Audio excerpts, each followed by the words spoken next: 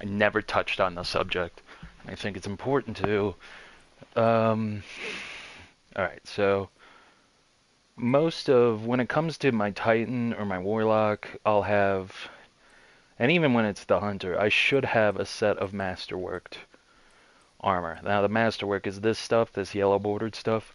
It's when you increase it up to energy 10. When you do that, you'll get some extra buffs. I think it increases your armor for up to 10 extra points for each of these. But great statistics right here are to hit for like resilience and recovery. Now, when it comes to hunters, you'll usually have like a standard high mobility, and that's just because your armor comes with mobility stats. But mostly I tried to stick with resilience and recovery. Now, this isn't something that I kind of just stumbled upon last year, trying to figure out how to build the best pieces of armor. Like these, every season you'll have armor perks for a specific set of armor that's used on like a certain area. The armor that I'm wearing here is for the newest season, for Savathun Spire.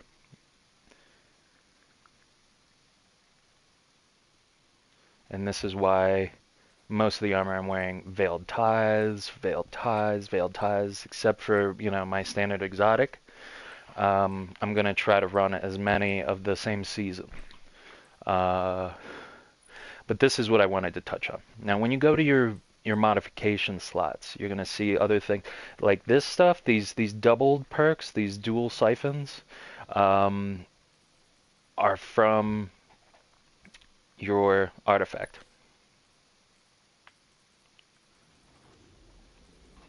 And some of this makes sense. Like Monocratic Maestro is great if you're running Stasis subclass with Stasis weapons or Void class with Void weapons. Now, it's definitely also doubled up with these.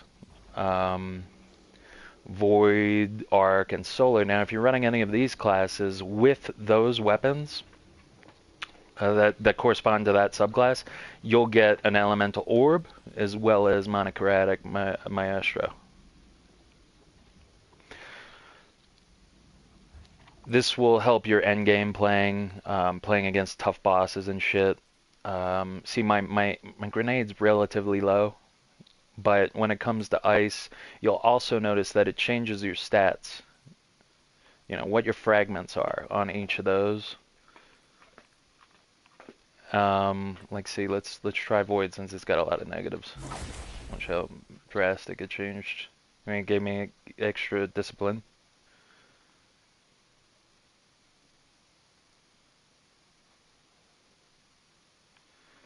But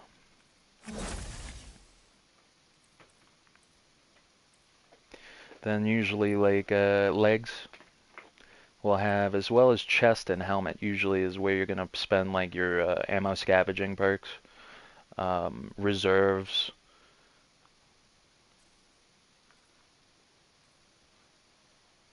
I used to double up on these, but clearly it provides no benefit if you acquire, like extra ones.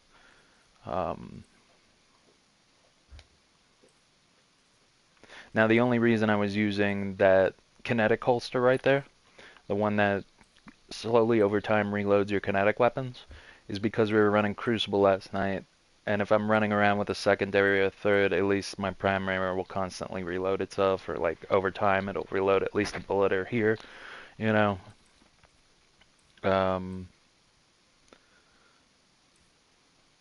But also notice how when it comes to your cloak, or your Titan mark if you're a Titan, or if you got the bracelet on your arm, which is called a bond for the Warlock, they always will have a total of 10.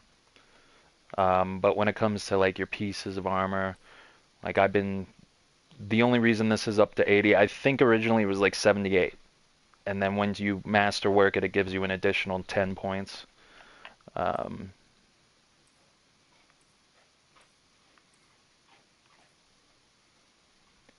And additionally, at some point, you're going to want to upgrade your Ghost all the way out.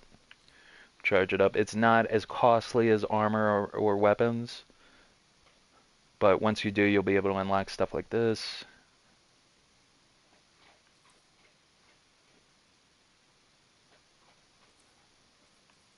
You can increase your glimmer gains.